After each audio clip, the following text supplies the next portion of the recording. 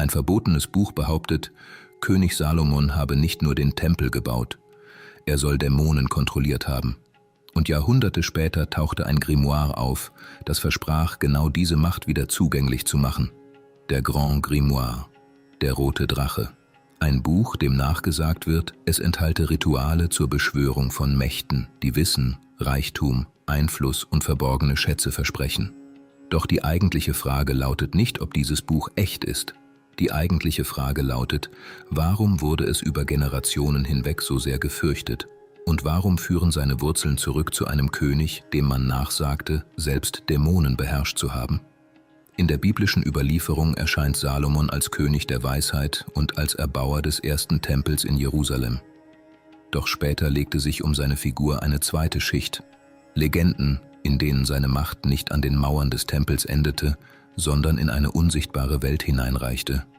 In jüdischen und später arabischen Erzählungen besitzt Salomon einen Ring mit einem heiligen Siegel. Mit diesem Ring, so heißt es, konnte er Geister und Dämonen zwingen, seinem Willen zu gehorchen. Eine der bekanntesten Legenden nennt einen Namen, der wie ein Riss durch diese Überlieferung geht: Asmodeus, der König der Dämonen. Salomon suchte für den Bau des Tempels ein verborgenes Werkzeug, den Schamir, ein geheimnisvolles Mittel, das Stein spalten konnte, ohne dass Eisen ihn berührte. Also ließ Salomon Asmodeus vor sich bringen, gebunden durch Ketten und gezwungen durch jenen Ring, dessen Siegel den göttlichen Namen trug. Der Dämon widersetzte sich nicht mit Gewalt, er schwieg, bis Salomon den Namen aussprach, der in der Überlieferung stärker war als jeder Befehl. Und Asmodeus musste antworten. Er gab das Geheimnis preis. Der Stein konnte geschnitten werden. Und der Tempel, das sichtbarste Zeichen göttlicher Ordnung, wuchs aus einem Wissen, das aus der Nähe des Verbotenen stammte. Doch genau hier kippt die Legende. Denn in späteren Fassungen bleibt Asmodeus nicht der Gefesselte. Er entreißt Salomon den Ring, nimmt für eine Zeit seinen Platz ein und zeigt damit, wie zerbrechlich die Grenze zwischen Herrschaft und Kontrollverlust wirklich war. Salomon hatte Macht über den Dämon, aber nur solange das Siegel an seiner Hand blieb. Der Dämon gehorchte. Doch die Geschichte endet nicht mit Gehorsam. Sie endet mit einer Warnung. Wer das Unsichtbare bindet, darf nie vergessen, dass auch er gebunden werden kann. Aus dieser Vorstellung entwickelte sich eine ganze magische Tradition, die salomonische Magie. In ihr erscheint Salomon nicht als Zauberer im modernen Sinn, sondern als König, der durch göttliche Namen Ordnung in das Unsichtbare bringt.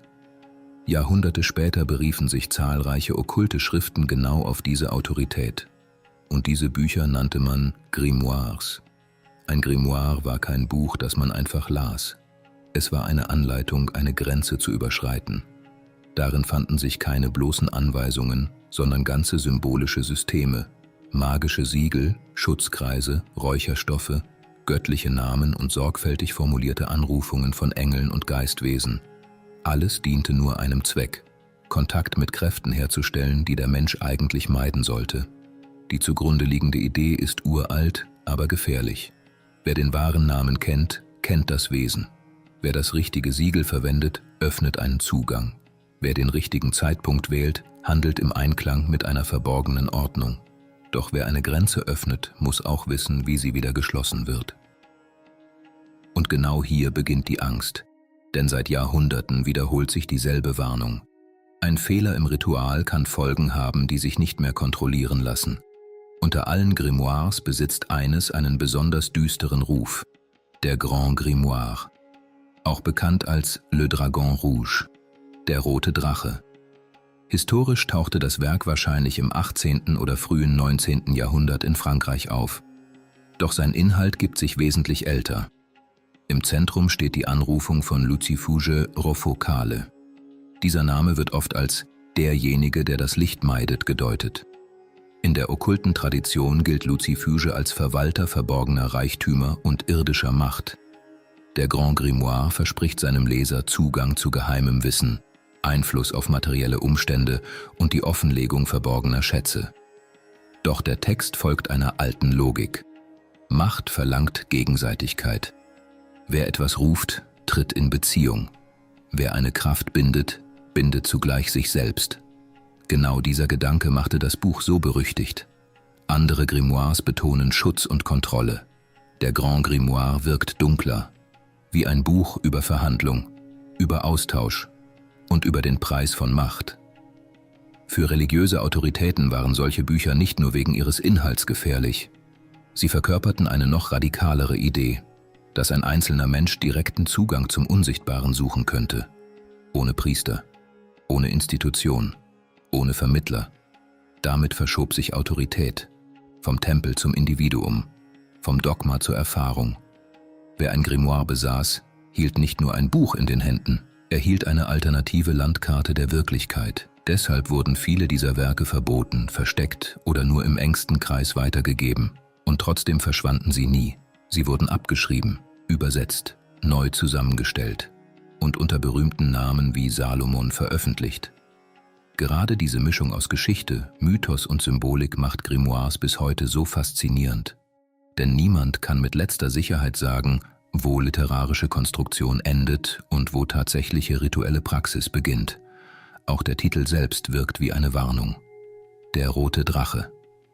Der Drache bewacht in vielen Traditionen Schätze, Tore und verbotenes Wissen.